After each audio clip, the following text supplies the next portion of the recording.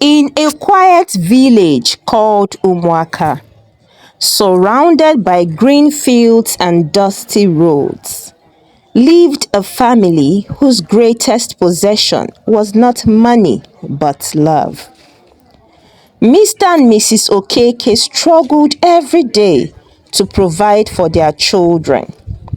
Mr. Okeke was a hard-working farmer, while his wife sold vegetables and fruits in the local market.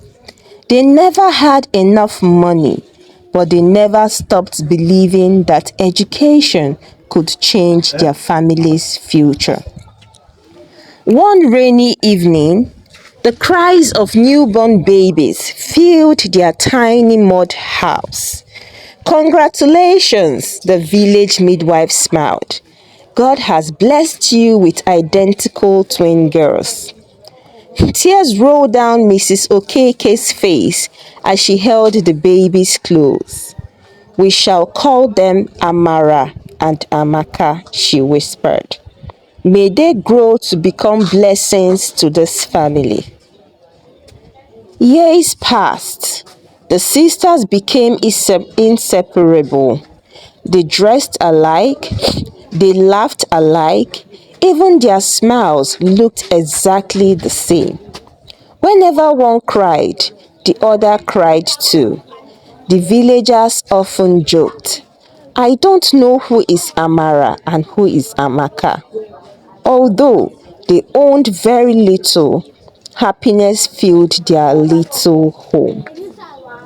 Every evening, after dinner, their father gathered the girls outside. "My daughters," he would say, "never be ashamed of where you come from. Poverty is temporary if you refuse to give up." The twins listened carefully. Those words became part of them. At age 6, the girls started primary school. Their uniforms were old. Their sandals had been repaired several times. They carried one school bag between them. As they entered the classroom, whispers filled the room. "Look at their clothes. They are so poor." They even shared one bag. The twins lowered their heads. During break time, one boy laughed loudly. "Poor girls, why don't you stay at home?" Amaka's eyes filled with tears, but Amara gently held her hand. "One day," she whispered, "they will know us for something greater than our clothes." Their class teacher, Mrs. Eze, overheard the conversation. She smiled. "There is something special about these girls," she thought. A week later, Mrs. Eze gave the class a difficult mathematics test. Many pupils struggled. Some left their papers blank. When the teacher marked the scripts, she froze. Two pupils scored 100%. Amara and Amaka. The class became silent. Mrs. Eze called them forward. "How did you solve these questions?" Amara smiled politely. "Our father teaches us after farming. And when one of us doesn't understand," Amara added, "the other explains it." Mrs. Eze nodded proudly. Never stopped learning together. From that day, the twins became known as the brightest pupils in school. But success also attracted jealousy. Some classmates began hiding their books. Others refused to sit with them. Still, the sisters remained kind. One evening, the twins returned home to find their father lying on a wooden bed, struggling to breathe. "Mama," Amara cried.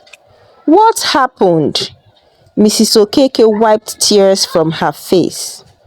"Your father collapsed on the farm. The family spent almost all their savings taking him to the local clinic. The doctor delivered difficult news. He needs several months of rest. The twins exchanged worried looks. Without their father's income, how would they survive? That night, while their parents slept, the sisters sat outside beneath the stars. Neither spoke for several minutes. Finally, Amaka broke the silence. "Do you think we will have to stop school?" Amara shook her head firmly. "No, but how?" Amara looked up at the night sky. "We'll help Mama. We'll study harder. We'll find a way."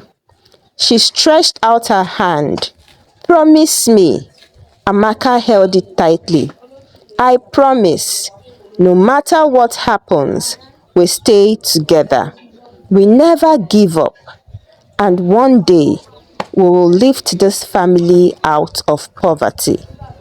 The sisters embraced, unaware that this promise would shape the rest of their lives. Far above them, the stars glittered brightly, as if heaven itself had witnessed their vow. Sometimes, the greatest journeys begin not with wealth or power, but with a simple promise between two hearts determined never to give up.